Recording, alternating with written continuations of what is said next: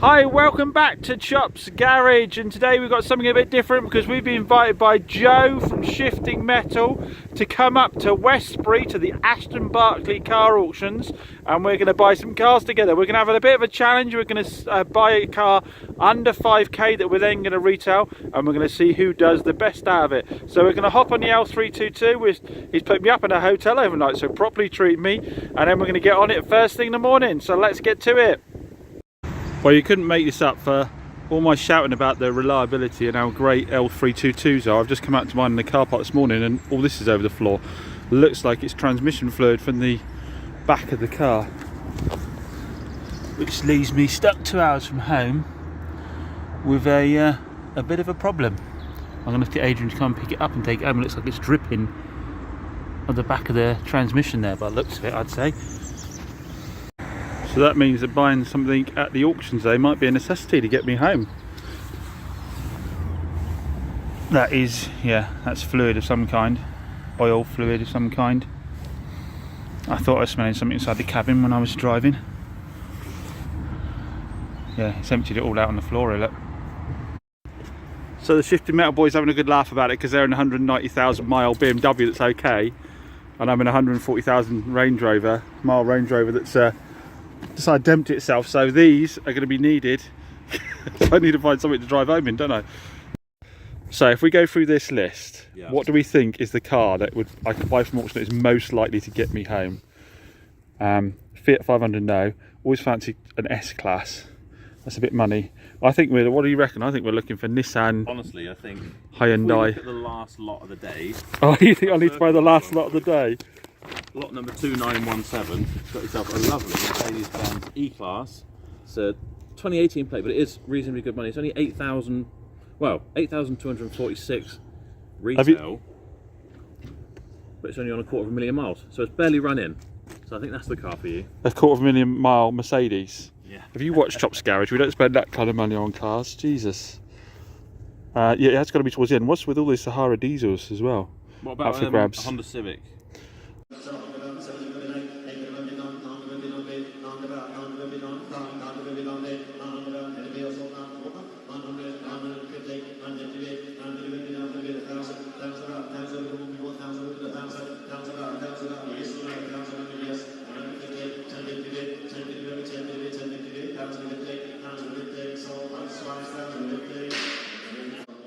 We've got a little car to get home in.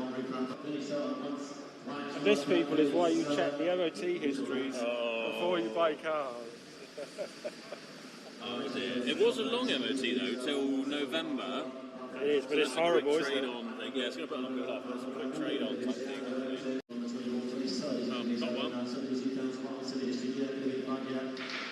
Mr. Bert James will tell me those 1.2 engines, the Dig T engines, are bad news. What's that? You bought that, did you? Yeah. Oh, nice. Unfortunately, I'm slightly over our £5,000 budget, so I've got to buy something else. But frankly, I could probably buy one of their electric milk floats, and it would be classed as a bit better than the Jazzy Sport. So yeah. No stress, really.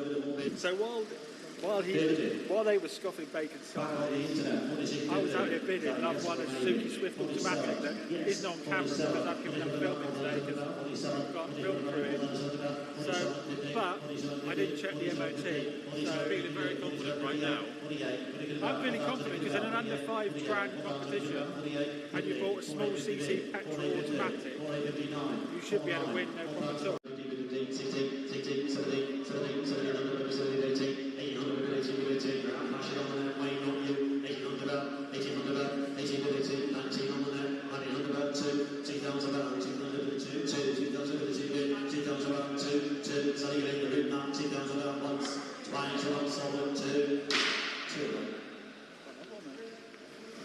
Have you? Bloody hell.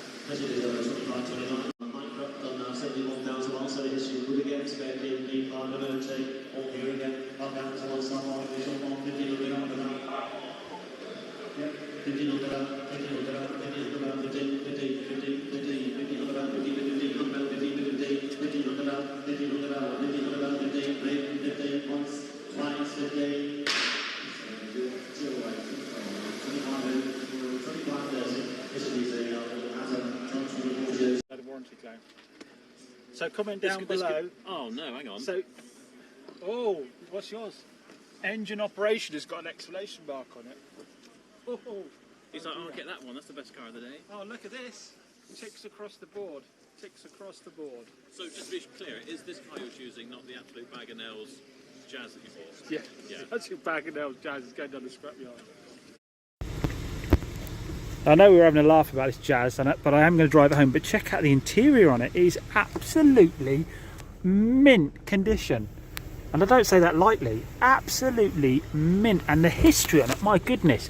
There's a folder here, and it is a full service history on this car. And it is all that is the paperwork. It runs sweet as a nut. So yeah, maybe while we were getting all that descaled and painted underneath, and getting it off for sale, because other than that, it's a really nice little car.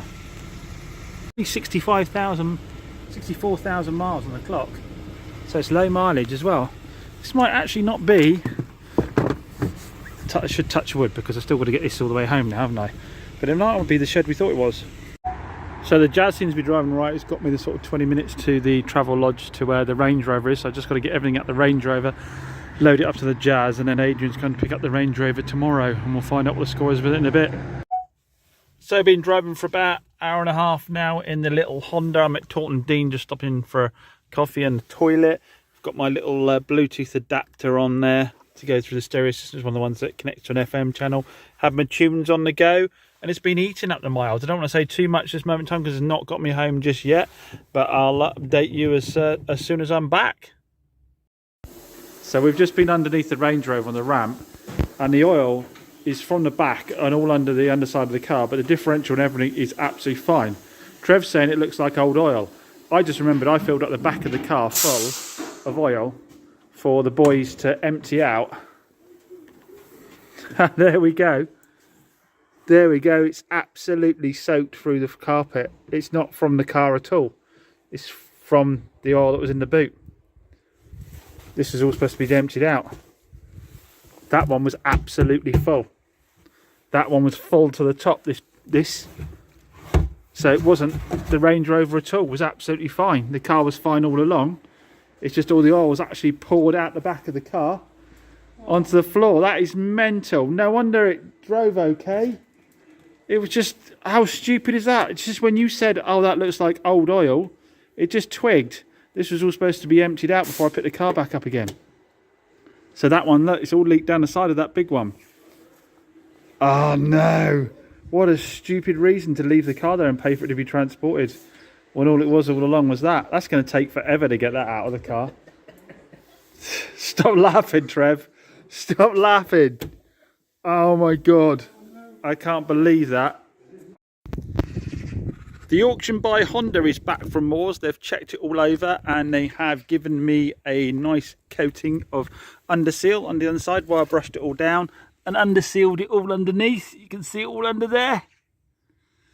So that's good to go. It needs a valet and then we'll put it up for sale. I'm glad I'm doing that with this car. Obviously it's the car that saved me from the unbroken Range Rover and got me all the way back. Drove it for 2 hours, drove absolutely perfectly.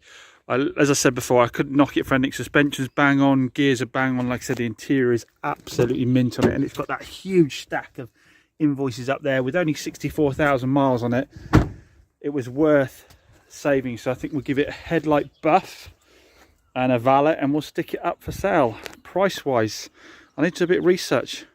Some people tell me it's still worth 2,495 with that mileage on and being a Jazz. I don't know, we'll have to look into it. I can't remember exactly what I've got into it as well. So I will price it keenly, but it will only go out with a 30-day warranty. You can't really warranty in this age for any longer than that. It'll be 30 days and we'll pretty much cover everything for 30 days and explain after that. It's a 2005 car. If you just spend a few quid on it, you have to spend a few quid on it because you've bought a 2005 car. What do you want? Do you know what I mean? There's only so much. I mean, engine and gearbox I'd pretty much cover for longer, but anything else on it, nah, not at all. So let's get it cleaned up and get it up for sale and see how quickly it sells. So the Jazz, just doing a final tart up on it before it goes up for sale. A lot of you guys still asking me what do I use to get all my plastics looking as good as they do. So you've got like this faded grey one here. You should know by now it is Outro. Outro. Never known how to pronounce it exactly, but the colour restorer from Outro Put some on your cloth, it's as simple as this. Wipe it on and it soaks into the plastic and it gives it a really good shine, and it also recolours it as well. You can use this on faded headlights, you can use it on faded paint. I've even put it on faded paint on cars, and the oil soaked in and giving it a much better shine. So this is something you definitely want in your valeting or your car flipping kit, is some of the stuff, because it makes cars look so much better when the plastics have a really good shine to them. I'll put a link in the video description down below. There'll be a link in the video description down below for you to go and get some. But yeah, this is a sort of a solve-all stuff you can just use all over the car, everywhere. So bang on time, the Berry Motors Transport Group has delivered my cars from the auction. We're going to get a chance to have a go and see if they're actually any good or not. The boys were able to get them both on one transporter, which has saved me a bucket load of cash. So we'll get them off, like I say, and have a little look at them. I'll put a link to the transport company down below. Obviously we use Adrian locally, but these guys obviously they help all of you that are a bit further up country. And yeah, being able to transport two at once is a big bonus because it cuts down the cost a lot. Yeah, it's all been done lovely, apart from apparently Joe put that strap on. It did. And this is the only one Joe put on. That's the only one Joe's put on, which has come straight off. So Joe, if I was you, I'd stay in the office, mate, where he belongs. That's where he belongs, isn't it, in the office? Oh, so first off is the Suzuki Swift 2011. It's got a few shades of red on it, which is part of the course of reds. Door handles need an outro. I'll show you how that will work in a bit. That'll come up a treat. Back bumper needs painting. I don't think we'll get away with not painting that. Again, door handles this side. There's no dings or dents to take out of it though. It's just a scuff and a blast. Wheels seem okay. That's a truck, thank goodness. I thought that was the Fiat 500. We've got all round Lecky windows. Someone loved their Swift. They've got all these little rubber sort of Swift accoutrements all over it. That's the right use of the word. Or someone tell me it isn't. Yeah, Swift mats everywhere. But the conditions are okay. Seats are all good. They need a wet clean. But all the plastics are okay. Got a nice spec on it. Bluetooth, cruise control. And this is obviously the big bit. Automatic gearbox. I'll have a drive in a minute, check it's all right. Yeah, really nice spec'd out one. A bit higher spec than some of the normal ones I've had. The fact that there's someone obviously loves Suzuki Swifts is a little worrying, because why do they want to get out of it is the question, isn't it? Yeah, let me show you the quickest tart up in the world. Bit of outro. Get it on your cloth. I'll put a link in the description down below for this one. Get it on your faded paint. And look at that. It's obviously not the same as painting it, but for the sort of purpose of it sitting out in the yard and looking better for a minute or two, and it was your own car, obviously you might be happy just reapplying it every couple of months or so. So we see what it does on the back bumper.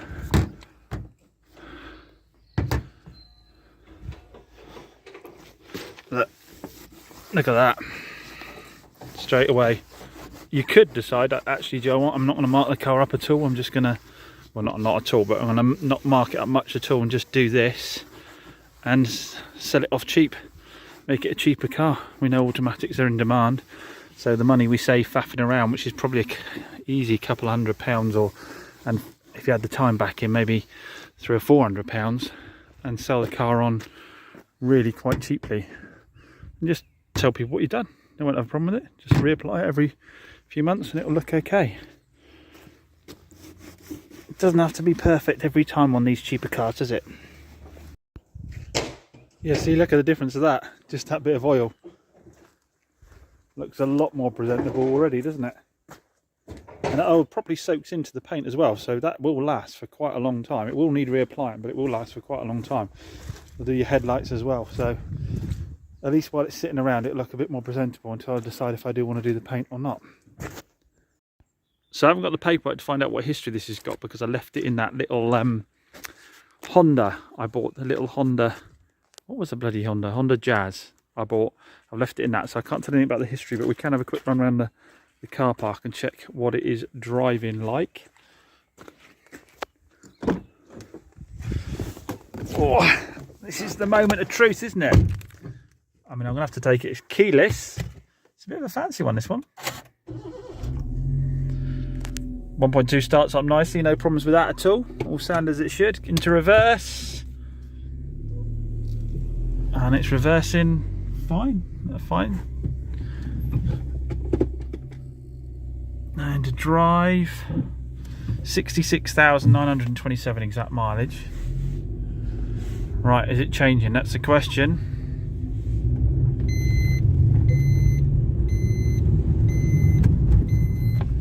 Trouble is, I don't think I've got long enough space here in the car park to test if it is or not. Let's get right down the bottom here.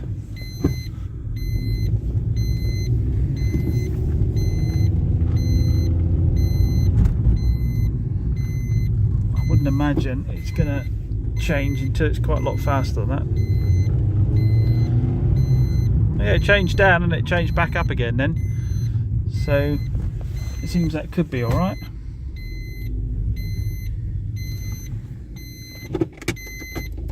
Reverse, where's reverse? Suspension all feels good. No knocks and bangs. Let's put my seatbelt on a sec.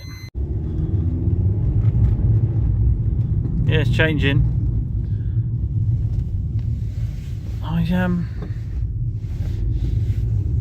God, it's making me suspicious now. What's the actual problem with it? I might have a look under the engine bay. Should have done that before I started hooning around, shouldn't I really? But yeah, I mean, seems the gearbox sort of steering's lovely, suspension's good. Let's have a little look underneath the bonnet. So the expansion bottle is on the just above the low, but that doesn't necessarily mean anything other than just a bit slack on maintenance. The oil was a nice clean colour. There doesn't seem to be any mixing going on in that at all. So look under the cap. Come on, cap. Oh, no sign of any kind of mayo about anywhere. Gearbox is all dry. Got the fluid there for the auto box, but you're supposed to read that when it's warm or something on you, I think. Let's have a look at what the colour is like. Colour's good on it. Sorry, you couldn't see that. I had to move the camera the other way, didn't I? Nothing's shouting out at me. A new clip there for a cable. Nothing shouting out anything negative to me here at all. All this is straight as it should be. I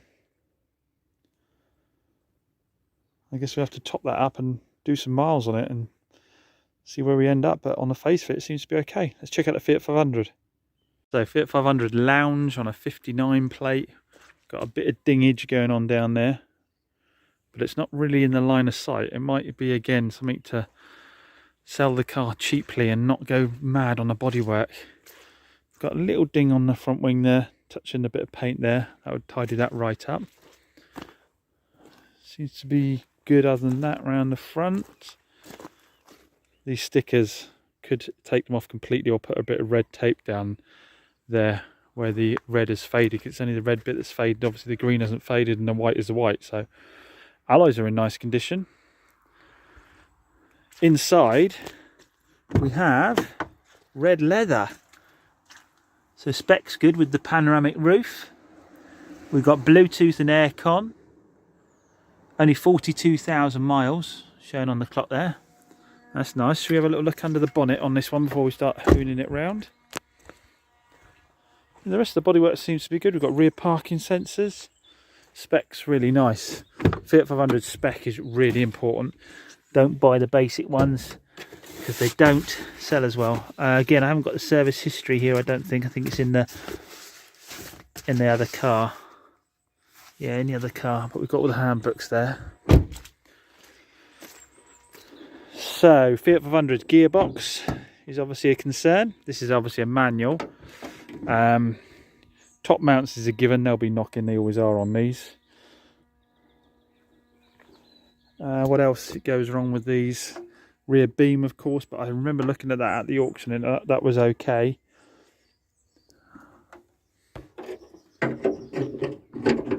been a while since I've had a Fiat 500, isn't it? ECUs obviously give you a misfire code they can play up. We've got a new aircon belt on there, but that doesn't look very old at all. The sticker's back and the bolt is gone. The bolt is there for the cam belt, so it looks like possibly the cam belt's been done. We'll check the history on that. It's got a standard sort of bit of a weep here. Coolant wise, always nigh on impossible to tell in these because the plastic, you can't see through the plastic on them without shining a light on it. But I can see down there and it looks like it's again about the sort of minimum level on it, so could be poor maintenance. I'll have a look and see if there's any mayo on the cap. They're not renowned for head gaskets, these, as a general rule. No, that's all clean. The oil level on it is okay, and the oil's clean.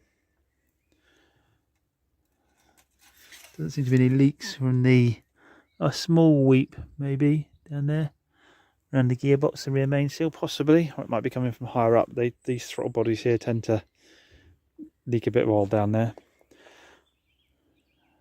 Okay, that seems all right. Got a good honest level of dirt to it. Let's go for a spin. It's lounge spec, which is what you want because you've got the Bluetooth, you've got the panoramic roof. This is the spec you want. There were some pops there, but I avoided them like the plague because we know what they're like. Now, gearbox is my biggest concern. They do like a gearbox, the old Fiat 500s. Let's put that down there. Starts up as it should. No lights on the dash to worry about.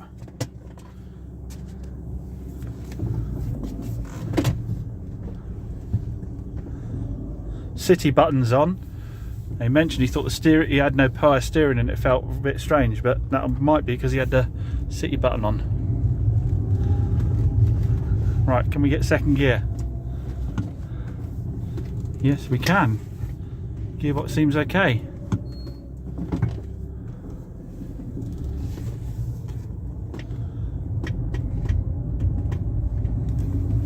Obviously we need a longer drive, but look what he's done. He's put a blooming shifting metal air freshener in the window. That's the seatbelt alarm. Well, initial things, our clutch is okay, gearbox seems okay. We need, like I said, a longer drive, but initially nothing mechanically is worrying me. Again, it might be one not to do all that paintwork on, just touch it in and let it go cheap. So on the face of it, they both seem okay. Like I say, we've got a little bit of suspension work to do on the 500, which is a given. But overall, they seem okay. Obviously, we need to do some mileage on them now and double check, get them fully up to temperature, double check that kind of thing, take it for longer runs. But the question is, which do you think is better for my challenge with shifting metal, with Joe at shifting metal? Which do you think is going to make me the largest margin? We need to obviously pull out the invoices for that and check exactly what we paid for them. It's also a question which is going to sell the quickest, I think, as well.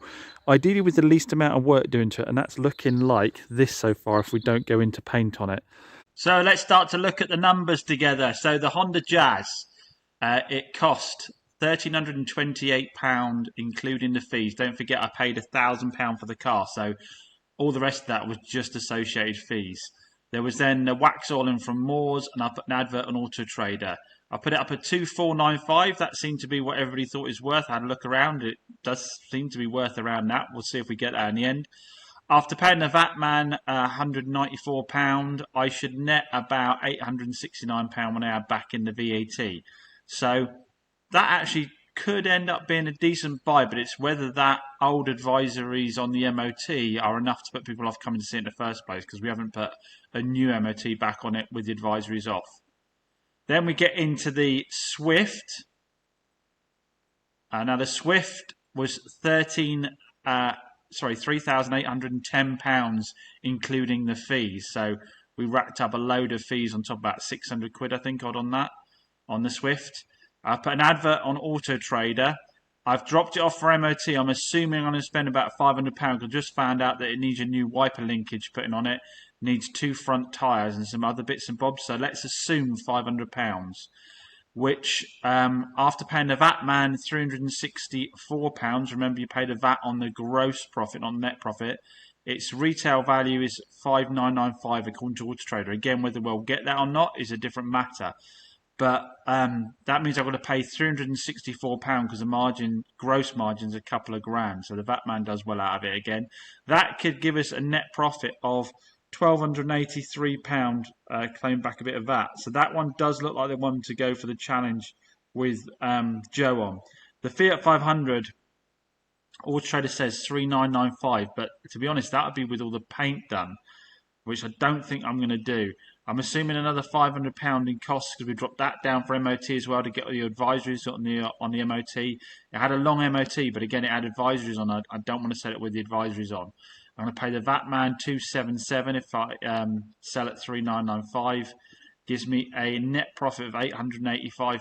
I think that's more likely to end up being like 500 quid because I've got to sell it cheaper with the little dings in it. So comment down below, which do you think is the best buy out of them? I'm saying it's probably the Swift, as long as there isn't any unexpecteds come and pop up. So there you have it. Our auction buys look to make us a true net profit of between 10 to 15% before income tax. So as I always say on this channel, that's about the average for a used car, guys. If you go along thinking you're not £500 off a 5 or 6 grand car at a used car dealership, you're asking them to give up a huge proportion of the profit if they're prepping their cars properly, of course. It could turn out that the car I bought just to get myself home turns out to be one of the most profitable cars and the least hassle to flip I got out of all of that, but that remains to be seen. We've got to find out what we actually end up selling them for. So make sure you hit that subscribe button down below and follow Chop's Garage for some more real life car trading, and let's find out if we beat Joe at shifting metal. As always, many thanks for watching, and I'll catch you on the next one.